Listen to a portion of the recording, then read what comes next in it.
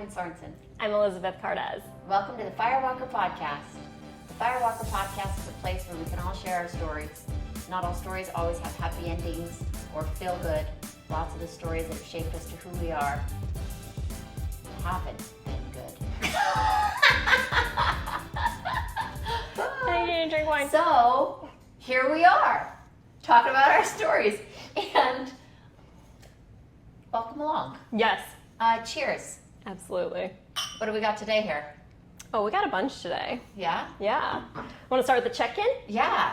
Okay. First, a little check-in with our wine. Hello. We do, I think, like maybe last episode, we started drinking and wonder if we can continue the... I feel like it's a good one. Yeah. Let's explain to just our listeners.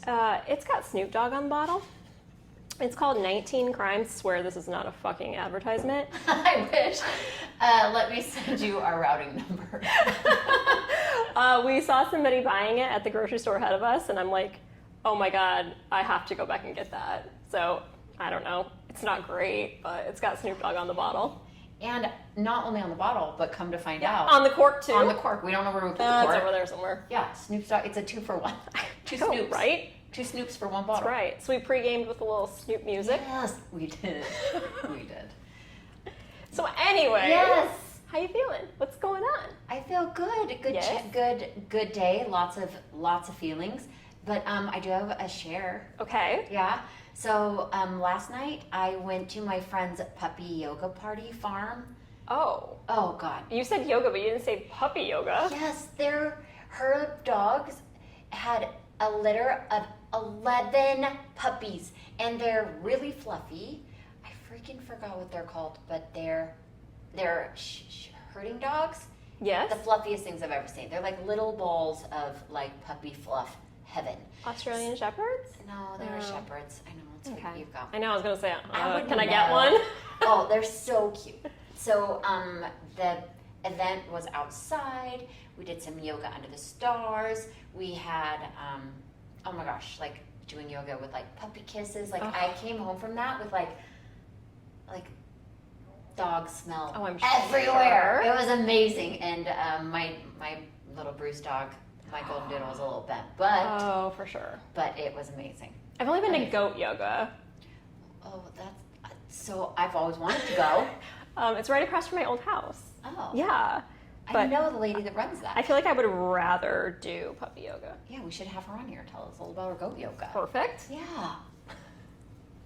Okay, you so check puppy it. yoga, and it Puppy was yoga. amazing. Yes. Okay. And yes, I remember too, like being outside, you forget the like, in Arizona, you cannot go outside. No. And my house that I live in now doesn't have grass, and Oh, that's right. you don't have grass either. Nope. So, like even just laying my mat on the ground and feeling like the squishiness of the ground, but yet it was still so firm. And there would be like bugs, which is usually like yucky, but they would like be on my mat, and it's like, oh, thanks for letting me be in your home, little bug. It was really awesome. The sun setting, and oh, it was lovely. Okay. All right, my check-in was wonderful. That is Yeah, wonderful. floating on the cloud. Mine's good. I had a good day. I woke up to a bunch of really nice messages about our last episode. So that was a great way to start my day. Yes. And then, mom life and gym, and now we're here. So it's great. I have 0 complaints. 0. And Snoop Dogg is crushing it with the Cali Red. Yeah, hello. Wow. So anyways, I had a great day. And I don't know what the fuck I'm saying now because I totally lost my train of thought. We were knee deep in the Cali Red. You were saying that you had a great day with good text messages yes. and love. Yeah. And how about you? Any feedback? Yeah. Yeah? Yes, I feel like too, it's like pulling hairs to get feedback. And like I've gotten a little bit of true feedback that like is ones I'll take with me, and others where I felt like this may have been something like within like family and relationships where it's like this might not be like fair feedback. So mine wasn't like negative, and I get it because it's big. It Like is. a lot of what I've shared has been big. It's huge. And we actually talked about this before we recorded, and I ran this by my husband after, you and I had kind of touched base earlier today, and we talked about the differences between like the feedback I've gotten from my circle and then the feedback you've gotten from your circle, and how it's drastically different. Yeah.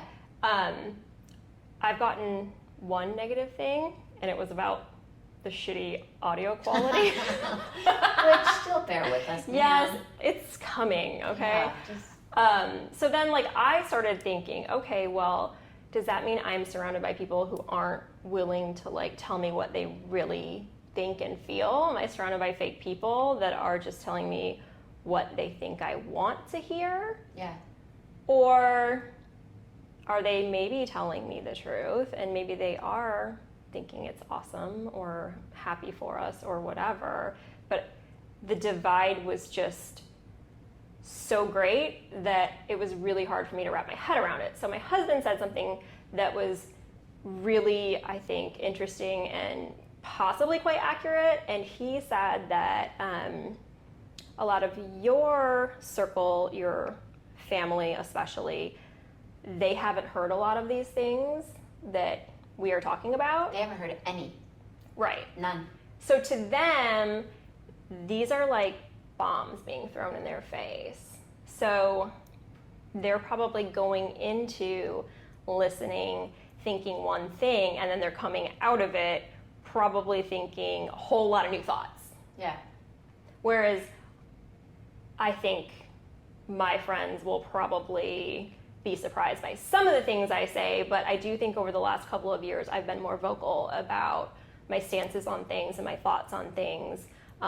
So there will still be some shock, but maybe a little bit less. So that might be where the divide is coming from. It could be, and I seem to tread a fine line between an overshare and a, where it's like, no, this is really how I want to show and be. Right. And I 1,000% hold their feedback in like love and like, wow, like that was big to share it, and I take it, and I'm grateful that they would share. Absolutely. And with all feedback, you gotta weed through the stuff that's gonna be the feedback you're gonna keep and use, and other feedback that just is like, I appreciate, but I need to move forward in the way that I know I need to move forward. Right. So I also think that you said something that was a really good takeaway, not only probably just for our close circle, but probably for anyone. Mm-hmm. And what? I'm excited. That was about how people will see us. Oh man, oh man, girl. Yeah, so our conversation today, so throughout the day, Elizabeth and I will talk and text and be like, hey, what about this, what about this? Yes. We're business partners, so, that's what they do. That's right. Yeah. I'm sorry, kids. I can't talk right now. I did hear you say that today. I'm on the phone with my business partner. I did, in case, like, can I talk to her? Eye roll. It's funny because I was like, same, taking Claire out to lunch. I was like, my business, Claire, I really want to be present with you, but I got work I gotta do. That's right. Mama's gotta work. It's a fine line. Mm-hmm. I feel the wine kind of kicking in already, and I've had like 3 sips. Yeah. Snoop can pack a punch. Hey.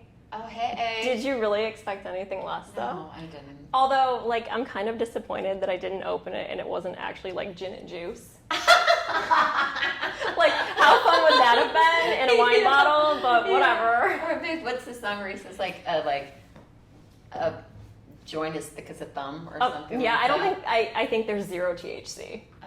unfortunately. Well, it's probably fortunate for the viewers and listeners, but unfortunate for ourselves. True. And I do want to circle back to, I did get a lot of like, go get your dream, like this is awesome to see you like moving forward, because I feel like since the divorce, I've been very shut, for sure not open on a social media platform. And when I do, it's dabbling in like, I'm healing, be gentle, So I do really, I'm grateful for the the love and the like push and like, you got this. Like, I hear you and thank you for that encouragement. And if you would like to give positive feedback, actually, I can't ask, you know what, I don't want to ask that. No. I don't want to ask for just that. Like, I want to ask for like the real, raw, the juicy, so we can actually improve for our audience and for each other to show up for you guys and show up for ourselves. I actually almost went to text a couple people and beg for some negative. Like, if you had to say one bad thing, can you tell me something bad? Really? Yeah, but I didn't. Yeah, it's fair. Like, they'll tell us if they need it. Right. All right. So if you want to tell me something shitty, go ahead. Yeah, here we're licking our wounds a little bit. That's right. For a bit. But hey, like, we asked. Yes. I asked. Yes. And I got. That's right. Like, that's the best thing ever. Like, to actually receive what you asked for. Mm-hmm. Can you cry about that? Absolutely not. No. And with this whole adventure, I think being vulnerable Yeah.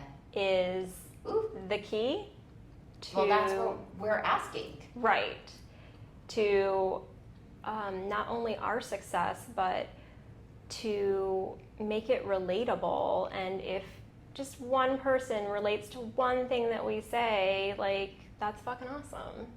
And you can't ask for that if you're not willing to be real. Yes. I agree. Yeah. So, that's that. Yeah, can we just show our viewers? So this is like for people that are actually on YouTube. We're putting a picture of Snoop's face. Yeah. Yeah. Yep. That's, you know what? And the fact that I bought it Yeah. at like a health food store is even funnier. Yeah. Like, that just healthy adds now. to the irony. We're healthy now. That's right. It's healthy Yeah. Snoop wine. Yeah, it's healthy Snoop wine. Yes. But along with being vulnerable, Oh, maybe I'm trying to dodge the vulnerability. I think you part. are. Oh! There comes consequences. Yes, there Yes. is. Yes, there is. I'll share a little story about some consequences from a while back.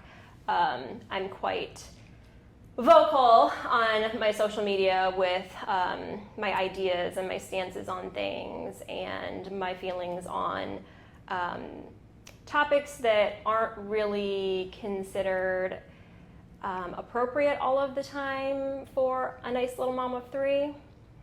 And I think that surprises people sometimes. And so when it's someone who doesn't know me personally, I do know that that has had an effect negatively on some situations with my kids, which we kind of talked about this a little bit before, but I can give you a real story about that. My daughter, who's a dancer, was dancing with a girl since like kindergarten, and they were the closest, best little buddies ever, and she kept inviting her over, and the mom would not let her come over. And it was excuse after excuse, and then it went to like me reaching out, like, hey, just so you know, like, I'm okay with this. It's not something that they're concocting. Like, Yeah. she's welcome over anytime. We'd love to have her. They're great friends. Still, excuse after excuse. Well, then, probably about 2 years ago, so that went on for like 5 years. So probably like 2 years ago, I posted something, and I wish I could remember what it was. And it was me talking about something to do with maybe like girls and empowerment and, you know, how we need to encourage, you know, our young girls to be strong and whatever. And after that day, all of a sudden, that girl was allowed to come over. And so, of course, my daughter's like over the moon excited. And I mean, I think like I knew at the time like what the shift was, but then probably about 6 months later, that mom actually talked to me and basically apologized for judging me off of my social media, that I wasn't a good mom, a good influence, etc. Like, her daughter could not come over because I wasn't a good influence. That is so sad. I know. To so many humans. I know. So it's one of those things that if it weren't my daughter and her closest little friend, I probably just would have told her to fuck off. Yeah. Because I love that about you. I would prefer that if we're not on the same page about anything, like, just go ahead and weed yourself out. Yes. Like, I don't need to try to change myself No. to make you more comfortable. No, people will never view us the same after listening to this podcast. Right. Ever. And my friends that I've not been willing or wanting to open up in the community within my family, and I mean, I grew up in a Mormon religion that, this is half the stuff we talked about on the podcast yesterday was like all no. Like, I grew up in a no, don't do that religion, not embrace who you are religion. And yeah, so I will never be seen the same. You will never be seen the same. Neither will. But I would rather be all the way seen than only halfway. So if people only want to still be by me with the half me that I have been living, then I want to give my whole. I don't want to live the half. And where I feel like the half me was born was right after I placed my baby for adoption. I was 17 years old, and I felt like the depression that surrounded that event, which is like probably a series of all of these. For sure. The depression that was around me, like inside of me, it was like life-threatening depression. That I feel like it came to a point where I had to ask my mom for help, but then the therapy I had was terrible. It was like, just write a happy journal. I was like, okay, if that's all I need, I feel like, but anyway, another story, another time. But I did feel like, okay, so hide her. Like, she can't be seen because she just causes trouble. So that's where that part of me became, if it's bad, if it's caused shame, if it's embarrassing, if it's something that people won't find you as pretty, then you don't have it, and don't share it. So a lot of the things, I think that's probably more. Yeah, to share it. Yeah. Yeah. Like, it's okay, but you go ahead and you stuff that down deep, and we don't talk about that. No. So and these conversations we have are very therapeutic for me. Oh, for sure. And me too. so, yeah, they are. They really are. Yeah. And I do feel like if all of me overshare, I apologize. But I am I am who I am. Apologizing for if I have overshared and it is crossing the line, but so far I have not. So I am who I am. You can love all of me, or you can choose to love parts, but I am who I am, and you'll never be the same. I think that's very well said. Thanks. Cheers. Yeah, absolutely. Cheers and a swig. Hello. Sip this shit no longer. Guzzle. After that, you might need to. Why? I After, will spit it out. that was just a lot. Oh, it's a lot? No, it's good though. I think we're about the same. No, yeah, I've been like nursing it more. I'll catch up, baby. I'll catch up. I know you will. All right. Where are we at next? I think we covered all the we did? warm and fuzzies Okay, so that we had planned to talk about. Yeah, I want to talk about masturbation. Of course I do. Yeah, we're going right into it. We were like, how do we transition this? I think we just say it. Yeah, there was no transition. No. So this is Okay. your transition. We're going to talk about masturbation. Yeah. And obviously, growing up in a Mormon religion, oh honey, I never, ever got talked about that this could be like pleasurable, like sex was not about being a pleasurable experience for the woman. I did not grow up Mormon, and that was still not the narrative in my house either. Yeah, so now when we sit and masturbate, sorry if you don't masturbate, do you think everybody does now? Do I think everybody does? No, I don't. I do think there are people who are so conditioned to that thinking because we grew up, okay, so 25, 30 years ago, like we were parented more by fear and shame. Yeah. I think the children, adolescents of today are being parented very differently. I do not think that when our kids are our age having a conversation about this, that it would even be like thought twice about. Yeah. I think it'll be more of a common narrative. But 30 years ago, you didn't talk about that, and it wasn't okay, and it wasn't, I don't know, it wasn't allowed. Is it common narrative to us today because we have stepped aside from the shame and the guilt that surrounded it? So maybe for us and what we view now, our lens now looking at it is different. Because I could bet you that like I have siblings, the same generational growing up that could, and friends, like very close friends that could not be in the same space as me because I've removed from it. Right. Totally agree.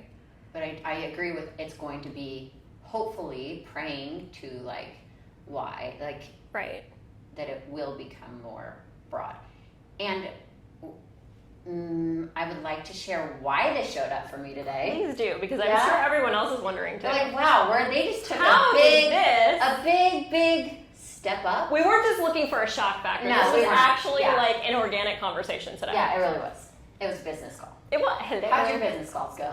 Listen, mom's on the phone with her business partner. Okay? We're talking about masturbation. Please leave. Yes, sorry, you're gonna have to take a. You're gonna. This might not be adequately aged for them. Yeah. Go watch. What is it? Paw Patrol. What are your kids into? I have no idea what they're me into. neither. Mine are watching Minecraft. She'd probably kill me if I just said that that's what she. I think they watch videos about watching videos. Yeah, that's what they do. It's bizarre. Yeah, so what showed up is I was masturbating today, and what came to mind, so I'm classified as a extreme overthinker. No, I'm not you. I'm such an overthinker to a point that it becomes extremely toxic in myself and my relationships. I do go to a certified, amazing therapist to help work through these things.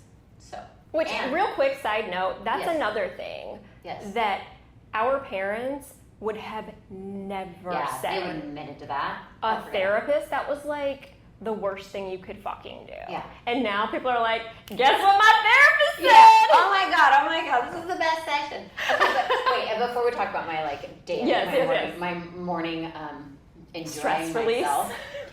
We had dinner after the last podcast. Yes. And Pat was there, and we were talking about, I don't know how sex came up, but something came up where it was about how you guys have connection within your relationship and what shows up. So I don't know what I can share here and what you can share. Go for it. So what he enjoyed is how you, can I really say Go this? for it. Yes, please. How you get off by, he gets off by you getting off Yes. with somebody else, or the, not with, but the idea, or the like, Right. if you feel good, whatever that is, like Right. if you're pleasuring yourself, if the idea is that there's another, whatever it Right. is, it's his, like, that gets him off. Right. It kind of goes back to what we were talking about that day in our podcast with a non-monogamous relationship. Yeah, but more like, does he get upset? Yes. And That's how it he came out. doesn't. Yeah, Like, that's right. he thinks it's not only entertaining that, like, I guess guys look at my photos, whatever, but like he actually finds it like attractive. Yeah. So, and did I say that? Okay. Yeah. Okay. So, in past relationships, I've thought that, like, that's brought me, like, this idea that they feel good not by my body, but they feel good with another body, and then that turns me on. To be 1,000% open and, like, that's great. Like, I'm not judging, I'm not, like, I was there. My curiosity within this morning was, that doesn't serve me anymore. Like, that's not, like, I'm sitting here pleasuring myself, and I don't even know what fucking turns me on. like that's the conversation with the masturbation that for me came up was like, I'm 40 years old and masturbating is pretty new to me in the first place. It wasn't something where I grew up into thinking that that was ever okay. Right. And so the idea for me were really struck home, and I've actually been to sex addiction meetings. I've been to sex and love, which is a love addiction, like SLAA meetings, which is based on like a love addiction. Because I thought that something was wrong with me because I was like, I didn't understand it. Right. So I went to these meetings. I felt at home with the humans because they were able to share. And I actually have so many great stories that like come away for me from those meetings that have been life-changing. And so that's part of the whole, like, why this is a great topic for us I'm to trying talk not about. to laugh that you said come away instead of like take away. Oh, Continue. Oh, sorry. Well, we know where your mind is. No, it's not. I say take away, Is but it? you said come away. It was just funny Sorry. because of the conversation. Correct spelling and will make all the difference. I'm sorry, I totally threw you off track, but I love it. No, I couldn't help. Like I was gonna laugh. And you know what?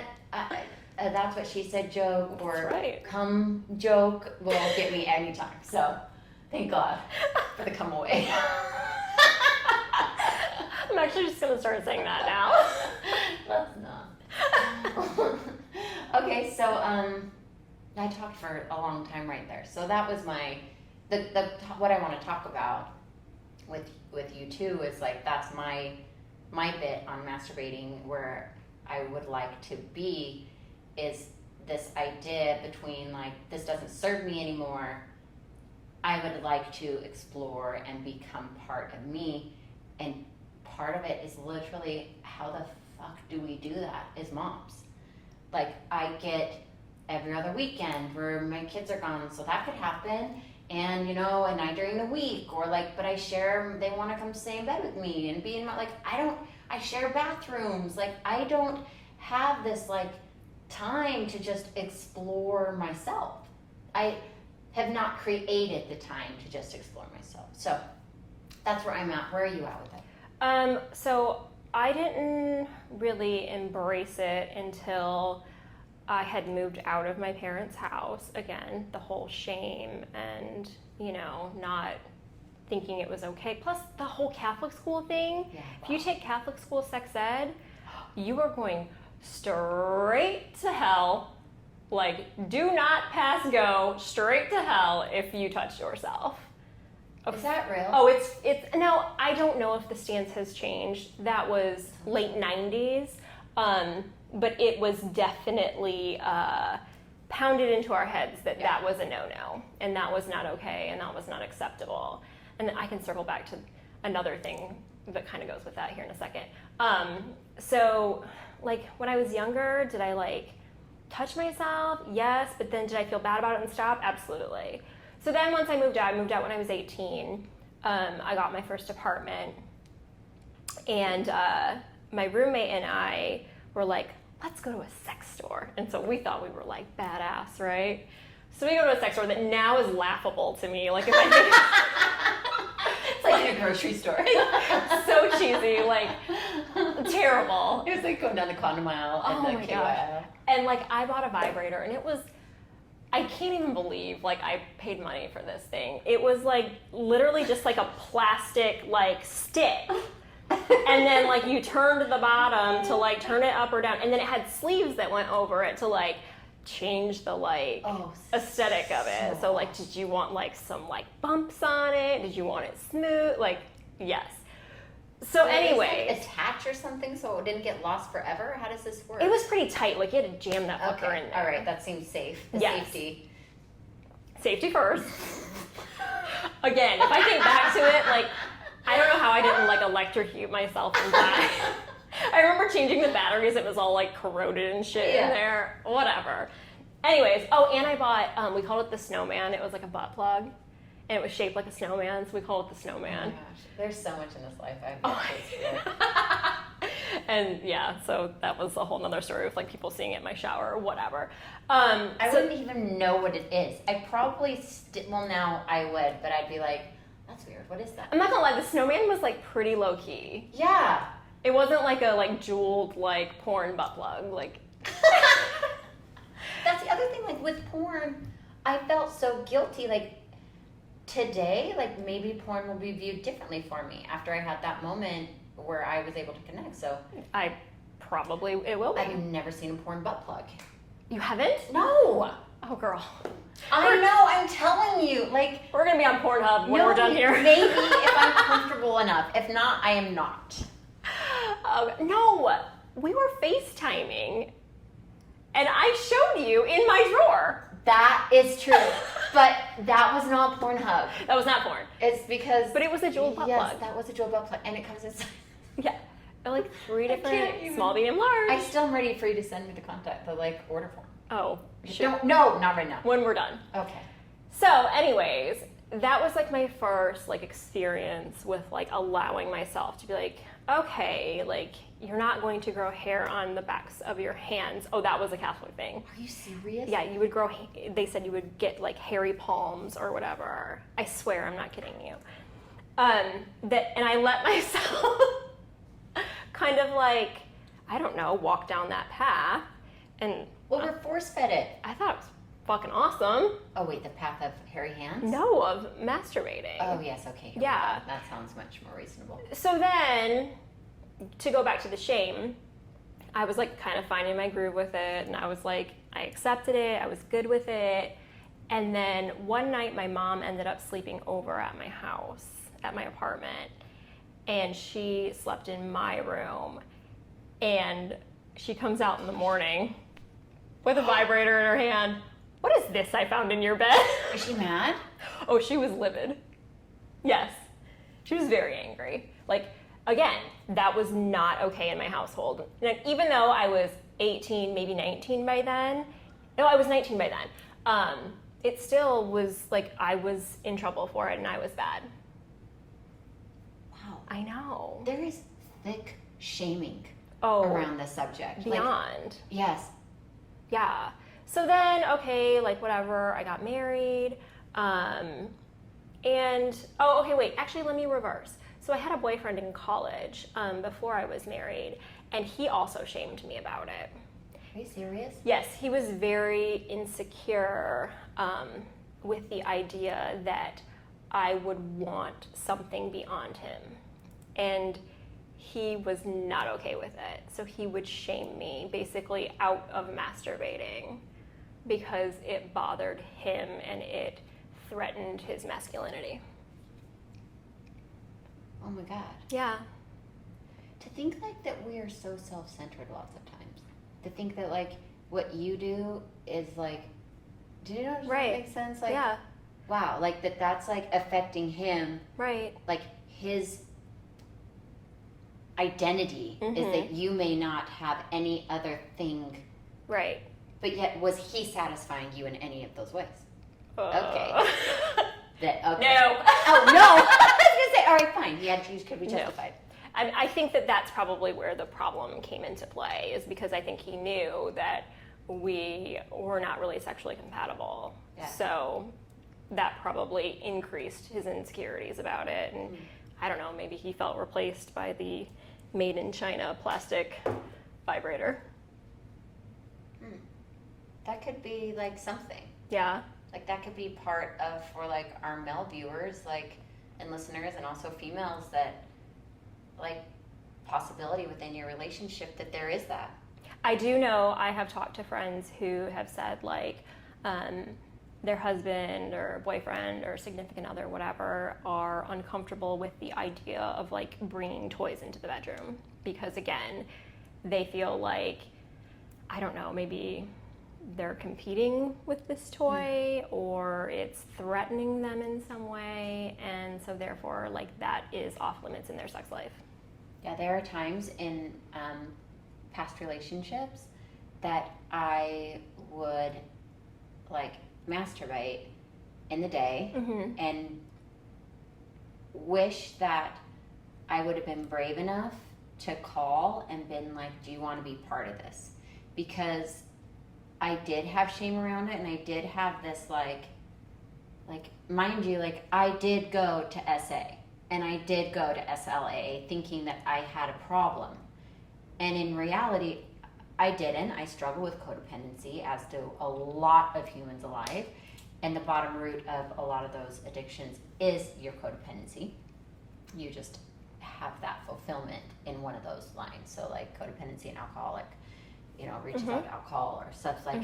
So there is codependency in all of these addictions, where I was so afraid because my sexuality, I needed this. I was so afraid that that's where it's like, oh my God, maybe I'm not, maybe I'm not, maybe I'm not. But I do wish in my... I actually remember you saying that to me, like in conversation. Yeah. That you were worried that you were, I don't want to say addicted to it, but something along that verbiage. Well, I like it. So since the summer, since like a split in a relationship, I no longer have viewed and been in the space that somebody else thinking of somebody else gets me off. That has not been... I was going to ask you that. That no longer serves me. My feelings this morning were, have I ever actually tried to pleasure just myself? So when I sit to masturbate now, I sit in a very loving space. And mind you, this is through a lot of counseling. It is a space where I feel good about myself, and I want to enjoy that sensation of also feeling good everywhere. So masturbation has become a very healthy thing for me in my like human life right now. It is not something that I'm worried about in any sense of the form. It is definitely something I think a lot of women struggle with, and I feel like that's why this conversation. Yes. And possibly men, if men aren't feeling like their connection or their attachment, you know, however they're connecting to their partner isn't being met. And even if it is, like, are you able to actually feel what feels good to you? Well, so that's interesting that you say that. I think that people's minds automatically go to when you are in a relationship and you still choose to masturbate, that your needs are not being met, and I don't feel that that's true at all. I don't think that's true. I mean, it could be true for somebody. I'm wasn't true sure for me. it is, yes. It was true for me in college. That guy was not meeting my needs. Yeah, it doesn't feel true as an adult in like the relationship in like for me right now. Right. Not at all. I feel like it's something that I've grown into and been able to have like real hard work in that area. So I'm going to ask you a super personal question, and I did not ask you permission for this before. So answer it. So today, when you were masturbating, and you said you had like the thought process of like what used to get you off. Yeah. So what got you off today? Myself. Yeah. Yeah. In what way? Okay. I I take like big breaths. Like, you know, in yoga or when you like try to center your body and you try to like connect. To preface, like I had sexual abuse as a little girl. So for me, sexually disconnecting is very, very second nature. Like immediately I try to like escape my body. So through therapy and through a lot of like hard work, I've been able to, I'm learning, it's a process, and I'm learning to reconnect to my body.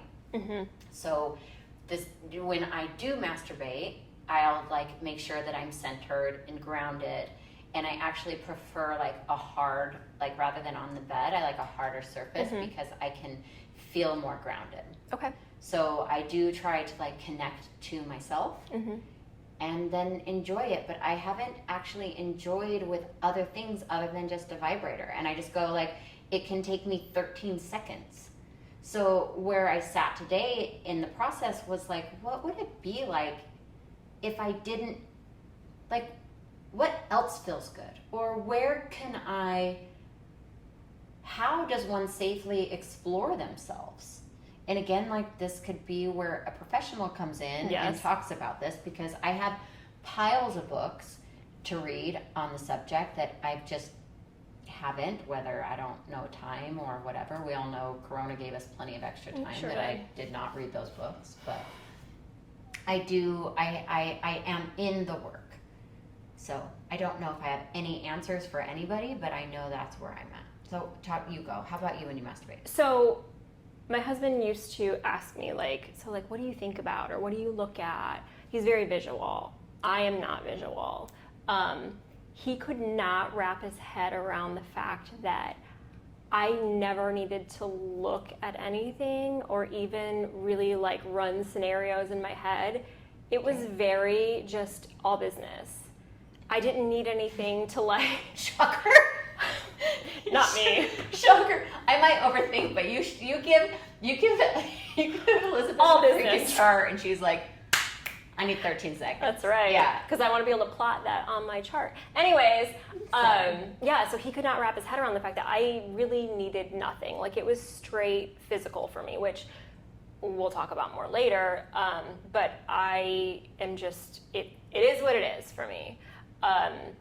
Now, can I see porn and get turned on and want to either do something with myself or do something with him? Absolutely. But I do not require it in any capacity. Now, as I've gotten older, I actually had some times where I was struggling with even being able to have an orgasm, period.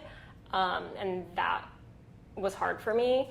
But then once I kind of broke through, it was probably mental. I'm not sure.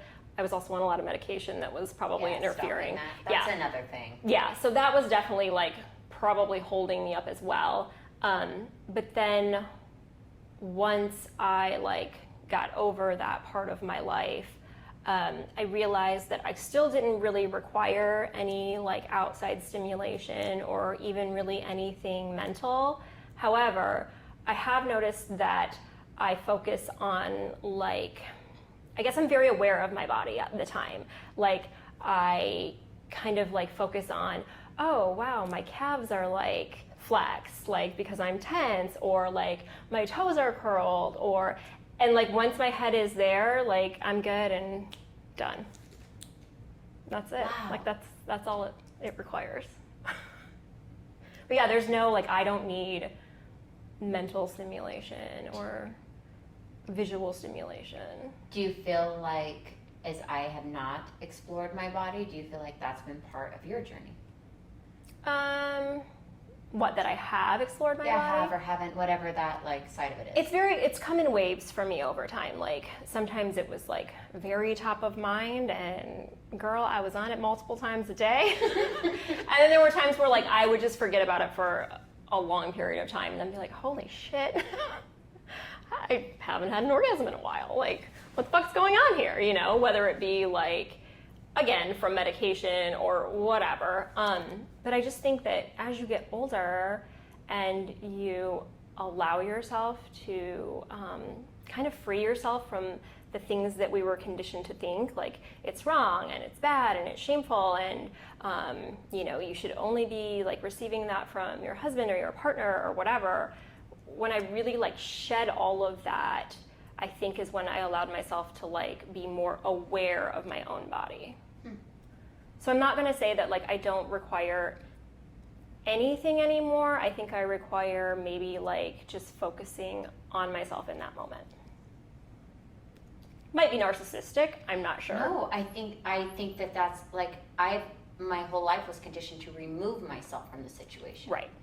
So that's the trauma in my life that that's the why. Right.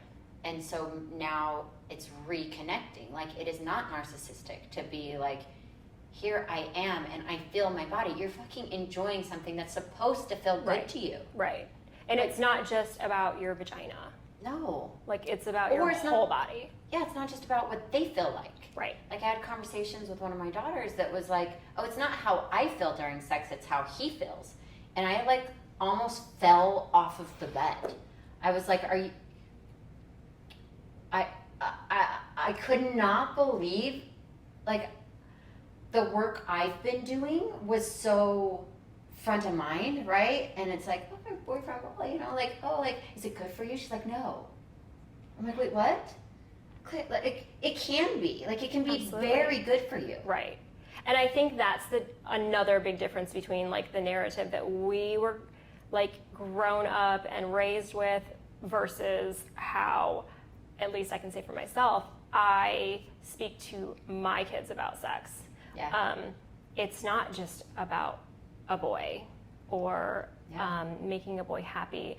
I had a conversation with a bunch of girlfriends at a bar one time, and it came up. Do you know what a lipstick party is? Oh my God, I only know that because I've heard it and it makes my heart want to like snap in half. Okay, so if you don't know what a lipstick party is, it's like a group of girls, everybody puts on a different color lipstick, and then everybody Have you like... done that?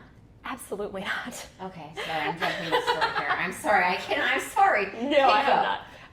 And then, you know, like we see whose lipstick is like the farthest down, and we see what colors we get, all of those things, but it's all centered around a boy. Yes. So actually this very super conservative little blonde, cute little thing from Utah was the one to speak up and be like, you know what? Who's telling these girls, fuck that? Like, where's your pleasure in this? And I was like floored. I'm like, oh my God, can we get this girl another drink, please? I was like, and then I was like, I sat with that. Like, I kept coming back to it. And, you know, she was very adamant. Like, we have daughters the same age, our oldest being 12. I actually think maybe her oldest is 11. And she was very adamant in the fact that, like, we need to, when we're speaking to our daughters about sex, make sure that, like, they know it's important for them to be happy, satisfied, feel good, want to be there, want to, you know, take it over the edge, whatever. And it's not just about a boy. Which that would have never been a conversation in my house. And do you know what I have learned since like being in new relationships? That like the pleasure that they receive in giving you pleasure is huge. I had no idea. And whether it's the awareness surrounding this or what, I had no clue. Now, to be fair, I don't think that that is the same for everybody. I agree. I think that there are people who are there just for themselves and they don't really give a shit what else happens. Yeah. But personally, for me in my sex life, my husband gets off on me getting off. So like, if I'm not having a good time, he's not having a good time.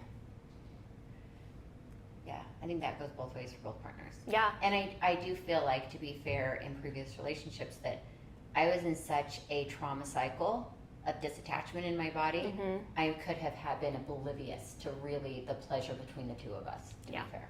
And I'd never done any work around it. I can see that, yeah, for sure. Like, it could have totally been, like, poured on top of me, and I didn't know. Yeah, literally. I paused. You gonna take it or not? You gonna take it or not, Elizabeth? No, I'm good on that one. Good girl. But really, like, yeah, I know this is, like, we were laughing about, like, oh, it would be a fun topic to talk about. And it's like, dude, if I'm feeling this, you're feeling this. Absolutely. There has to be another human out there. And the fact that you and I are so close and we talk about every fucking thing, and although we've like talked about like, oh, did you masturbate today? But like it's never been like anything beyond that. True. I think that speaks volumes too. I've never talked about, I mean, my therapist, I've talked to my therapist about it. And again, like, are these lines that are oversharing or something that might make people uncomfortable? Like, okay, here's maybe, the thing. But it's not to me. For me, I actually just said this, you know me and my Facebook groups. Said this in a Facebook group yesterday. Yeah, the question was something around, like what do you wish your parents would have told you about sex, masturbation, pornography, STDs, all these things, right? Like I want to have a conversation with my 14-year-old and I don't know where to start, was like the conversation starter. What I said was, you know, I gave my input on read this, see that, whatever. But then what I said at the end was, and I totally believe this 100%, sex is a huge part of life. Huge. It's not something that, you know, we visit every few years. Well, maybe some people do, and that's fine if that's your thing. But for most people, it is very top of mind. It is very important, but yet we are afraid to fucking talk about it.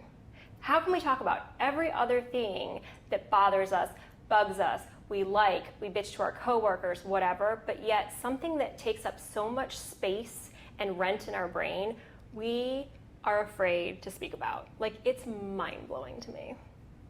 I can't wrap my head around it. Well, I'm glad we got to cover it in this. Right. Really, though, like, this is the shit that the Firewalkers are about. Right. Like, this is why this platform is here, is honestly to, like, share these parts. Like, a question was asked, like, why did you start the podcast? Like, this is why we started the podcast. Like, these moments, these conversations that truly have shaped us to who we really are. Absolutely. And the invitation. You put an extra N in there. Seriously, if I can fuck up a word, I will. The invitation. There you go. There it is. For others to come join in conversation, to come join in, come sit with us, come hang out with us. Be okay with the story not always happening and having a happy ending, or having somebody be comfortable with only part of you because the other part of you is too scary, or not, you don't fit in their box and you don't fit in their shiny space for you because you have other things. And this is the space for you. That's right. So thank you for listening. Yeah. From our hearts to yours. Absolutely. Peace out.